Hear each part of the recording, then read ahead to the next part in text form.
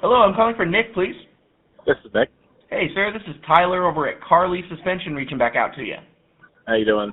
Doing great, man. How about yourself? Doing all right. Right on. So it sounds like you've got, what kit is this and on what truck exactly? 2015 F350. Okay. So I have your leveling springs on the front with the Carly The shock. Signature Series shocks, like the ones that are labeled as Carly? Yes, on the front. Okay. I bought them August of last year. So I've run them for a year, and here lately I've started to get like a bounce. Okay. And I thought it was like that death wobble or whatever. So I actually had the 2-degree Carly shims, the caster shims. Okay, yeah. Have So those installed to increase the caster? So I took the front end apart, put new ball joints in, put the caster shims in. I've got new tie rods, new drag link, new cross link ball joint, and bushing. So the whole front end, including the sway bar connections, is all new. Okay. And it's not gotten better. It's gotten worse. So the other day I was riding home, and I mean, I had to slow down and it almost caused me to wreck. The left front tire just started bouncing horribly. Okay.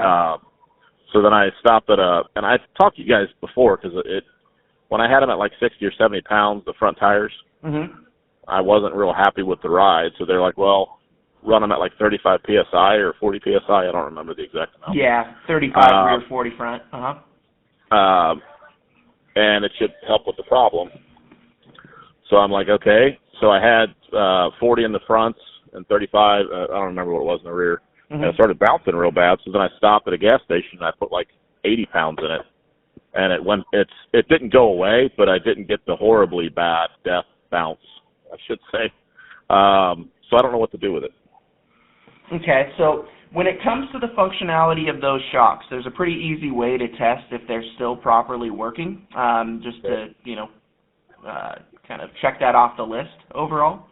Right. If you disconnect the lower shock bolt from the actual axle itself and you allow that shock to fully extend out on its own, once you pull the bolt, it should take itself to full extension by itself. Or if you push up on the shock to compress it, it should rebound back out on its own. It's not going to rebound fast. It will just slowly kind of extend out on its own. But if it's extending out, that means that it's still charged and it's still functioning properly. If it's not extending back out on its own, what you'll do is take a video showing that it's stuck in one position and not fully extending, and then you would send that over to us along with your original purchase receipt, showing that shock is faulty and that you need a replacement there, because they are covered under a lifetime warranty. So that's the first thing I would do, is disconnect that lower shock bolt and see if it extends out on its own. If it does, then you may want to start looking into different places to try to figure out where this is stemming from. But if you are experiencing a pretty severe bounce, there is a chance that those things have lost their pressure and will no longer extend. Okay.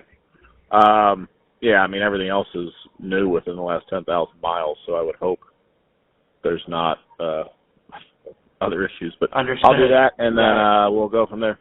Okay, cool. And then I've got an email that if you do find that it's not working and you want to send over all that information, I can give you my email right now, or you can try calling me back, and we'll go from there. So it's all up to you. I'll call you back because I'm in a car right now. 10-4. Sounds good, Nick. All right. Thanks. All right. Take it easy, man. Bye.